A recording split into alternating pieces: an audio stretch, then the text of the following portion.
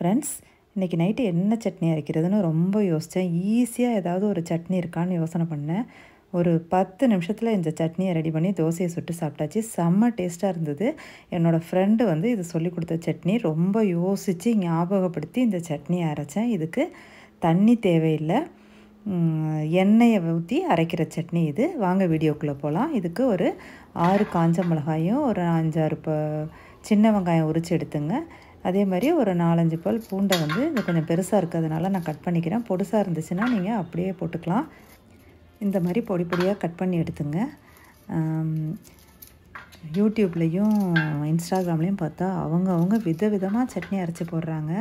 அது எப்படி இருக்குன்னு தெரியல, ஆனால் ஒரு சட்னியும் அரைச்சி பார்க்கணுன்னு ஆசையாக இருக்குது. கலர்ஃபுல்லாக போடுறாங்க. சரி, இன்றைக்கி நம்மளும் இந்த மாதிரி வித்தியாசமாக ஒரு சட்னியை அரைச்சி உங்களுக்கு போடலான்னு தான் இதை ரெடி பண்ணிகிட்ருக்கேன். 2 தக்காளியை இதுக்கு யூஸ் பண்ண போகிறேன். இதோட காம்பு பகுதியை அப்படியே நீக்கிடலாம். நீக்கிட்டு இதை 4ஆக கட் பண்ணிக்கலாம். இது 2வது தக்காளி. இதையும் அதே மாதிரி காம்பு பகுதியை நீக்கிட்டு 4ஆக கட் பண்ணிக்கலாம்.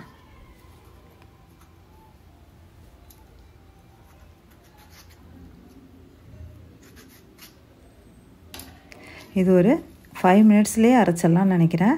பாருங்கள், இந்த மிளகாயத்துக்கு வெங்காயம் பூண்டு உரிக்கிற நேரம் தான், அவ்வளோதான், முடிஞ்சு போச்சு. அடுத்தது இந்த மிளகாயை போட்டாச்சு, பூண்டை போட்டாச்சு, வெங்காயத்தை போட்டுட்டு தக்காளியும் அதோடு சேர்த்துருங்க.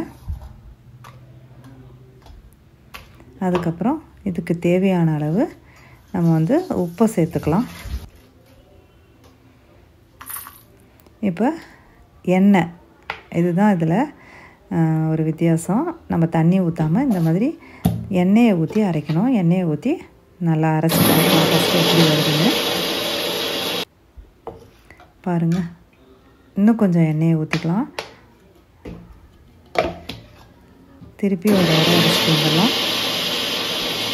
நைஸாக அரைக்கணும், அதனால தான். பாருங்கள், செம்மையாக அரைச்சாச்சு. இப்போ இதை ஒரு பாத்திரத்தில் மாற்றிக்கலாம். டேஸ்ட் பண்ணி பார்க்கலாம் முதல்ல உப்பு இருக்கான்னு.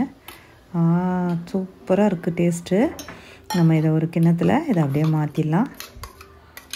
நிஜமாகவே ஒரு 5 நிமிஷம் தான் இருக்குது அரைக்கிறதுக்கு. இதை இப்படியே நீங்கள் தோசைக்கோ இட்லிக்கோ தொட்டுக்கலாம். நான் தான் சொல்லியிருக்கேனே, எனக்கு தாளிக்கலைன்னா சட்னியே பிடிக்காது. அதனால் கடுகு, உளுந்து, இப்போ இந்த கரண்டியில் தாளிக்க ஆரம்பிச்சிட்டேன். அதனால் ரொம்ப ஈஸியாக இருக்குது. அதில் அப்படியே எண்ணெயை ஊற்றுங்க. அப்படியே கொண்டே அடுப்பில் வச்சுங்க. நல்லா வெடிக்க விட்டு கொண்டாந்து இதில் ஊற்ற வேண்டியதுதான். அந்த பாருங்கள், அவ்வளோதாங்க, சட்னி ரெடி.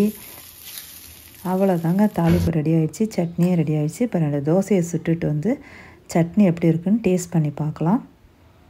சூப்பர் வாசத்தோட, சூப்பர் டேஸ்ட்டோடு இருக்குங்க சட்னி. நீங்களும் ஒரு தடவை இதை ட்ரை பண்ணி பாருங்கள். இந்த வீடியோ பிடிச்சிருந்துன்னா லைக் பண்ணி, ஷேர் பண்ணி, கமெண்ட் பண்ணி, சப்ஸ்கிரைப் பண்ணிவிடுங்க. Thank you friends.